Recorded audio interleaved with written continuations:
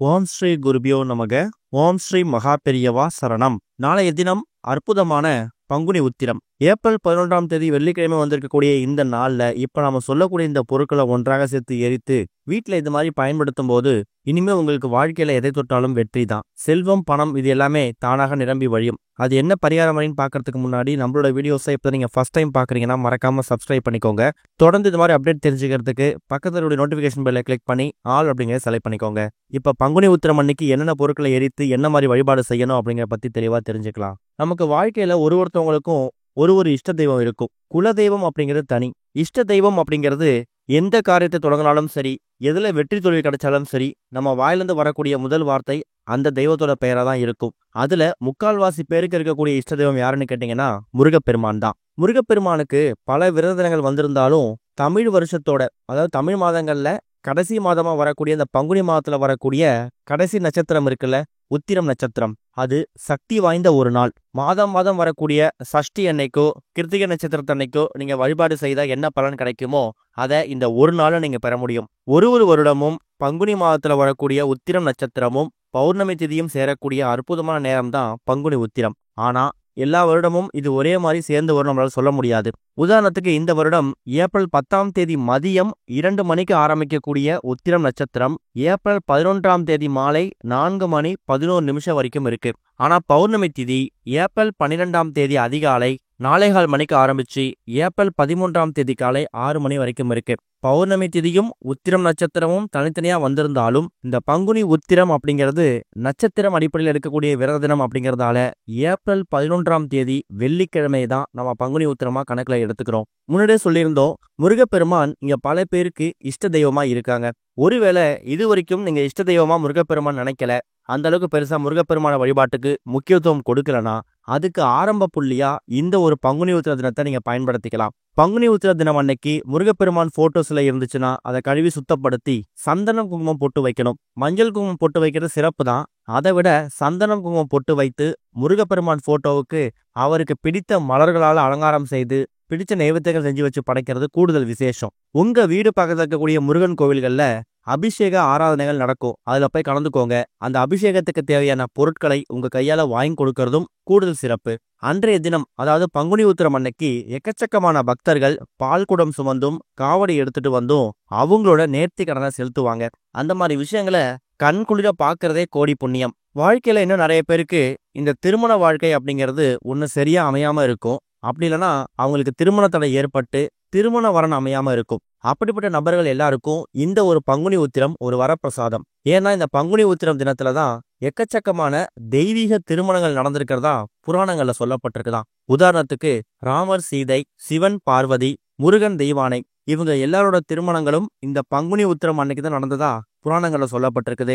இந்த நாள்ல முருகப்பெருமானையும் தெய்வானையையும் சிவன் பார்வதியையும் ராமர் சீதையையும் வணங்கும் போது உங்களோட திருமண வாழ்க்கை சிறப்பா அமையும். திருமண வரன் இல்லாம அதுக்காக காத்துட்டு இருக்கிறவங்களுக்கு கூடிய சீக்கிரம் திருமண வரன் கை கூடும். இது எல்லாம் ஒரு வருடமும் நீங்க பங்குனி உத்திரம் அன்னைக்கு இயல்பாக எப்பவும் போல செய்யக்கூடிய வழிபாட்டு முறைகள். இது போக இப்ப நாம சொல்லக்கூடிய இந்த ஒரு தாந்திரிக முறை இருக்குல்ல, இத உங்க வீட்டோட பூஜை அறையில நீங்க செய்யணும். இதுக்கு உங்களுக்கு தேவையான பொருட்கள் முருகப்பெருமானுக்கு உகந்த பொருட்கள் தான். முதல்ல சின்னதா ஒரே ஒரு மண் அகல் விளக்கு எடுத்துக்கோங்க.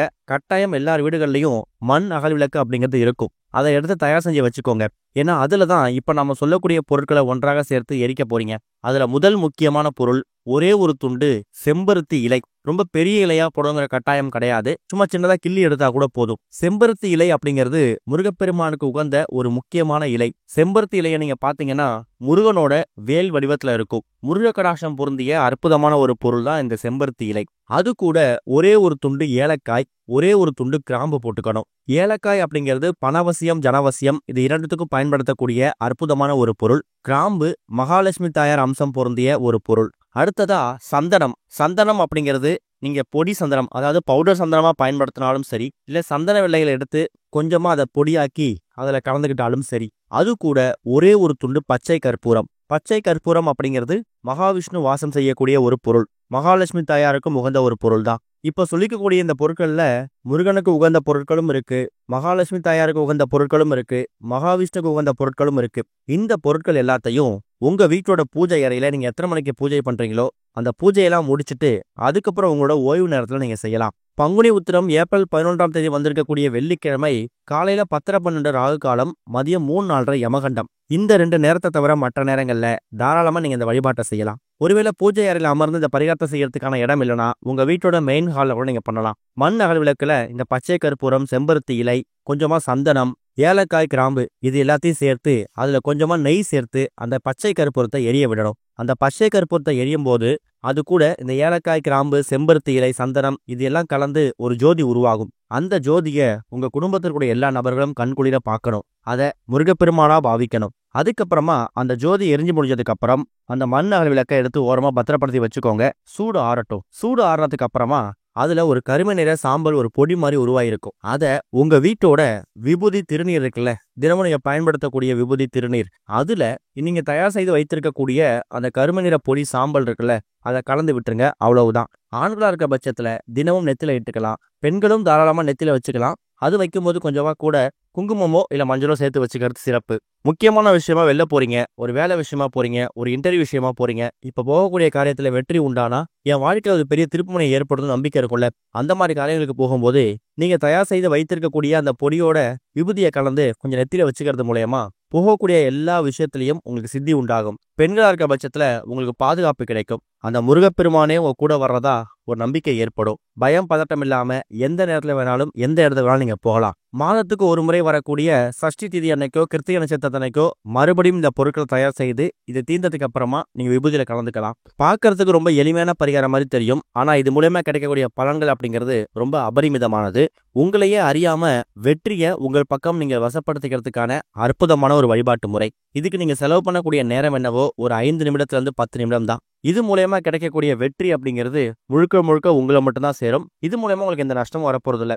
ஒருவேளை ஒரு பெரிய மாற்றுதல் உண்டாகி ஒரு லாபம் கிடைக்குதுன்னா அதுக்கு நீங்க மட்டும்தான் அதிபதியா இருக்க போறீங்க. அதை மறந்துடாதீங்க. பங்குனி உத்திரம் மாதிரியான சில விசேஷமான விரத தினங்கள்ல தெய்வீக எண்ணங்களுக்கு சக்தி அதிகமா இருக்குமா. அந்த நேரத்துல நீங்க தெய்வீக சம்பந்தப்பட்ட விஷயங்களை பண்ணும்போது அது மூலயமா கிடைக்கக்கூடிய பலன்களும் இரட்டிப்பா இருக்கும். அதை நீங்க நினைப்புல வச்சுக்கோங்க. காலை நேரத்துல பூஜை செய்தாலும் சரி, மாலை நேரத்துல பூஜை செய்தாலும் சரி, அது உங்க விருப்பம். உங்களுக்கு ஓய்வு நேரம் எப்ப கிடைக்குதோ பங்குனி உத்திர தினத்துல ஏப்ரல் 11ஆம் தேதி இரவு ஒரு 9 மணிக்குள்ளேயாவது செய்யறதுக்கு முயற்சி பண்ணுங்க. கட்டாயம் நல்ல முன்னேற்றம் ஏற்படும். முன்னாடியே சொல்லியிருந்தோம், முருகர் கோவிலுக்கு இந்த அபிஷேக ஆராதனைகள் தேவையான பொருட்களை வாங்கி கொடுங்கன்னு. அது போக எவ்வளோ பேர் முருகர் கோவில்ல வாசல்ல யாசகம் கேட்டு உட்கார்ந்து இருப்பாங்க. அவங்களுக்கு ஒரு வேளை உணவு வாங்கி கொடுக்கறது விசேஷம் தான். ஏன்னா தானங்கள் ரொம்ப முக்கியம். பங்குனி உத்திரம் மாதிரியான நாட்கள்ல நீங்க தெய்வீக சம்பந்தப்பட்ட விஷயங்களை பண்ணிட்டு அது போக பல புண்ணிய கர்மாக்களை உங்கள் பக்கம் இருப்பதற்காக தான தர்மங்கள் செய்யும் போது அது தெய்வீக சம்பந்தப்பட்ட விஷயங்களோட சேர்ந்து எக்கச்சக்கமான ஆற்றல்களை நல்ல விஷயம் உங்களுக்கு வாரி வழங்கும். அதையும் மறந்துடாதீங்க. ஓம் ஸ்ரீ குருபியோ நமக. ஓம் ஸ்ரீ மகா பெரியவா சரணம்.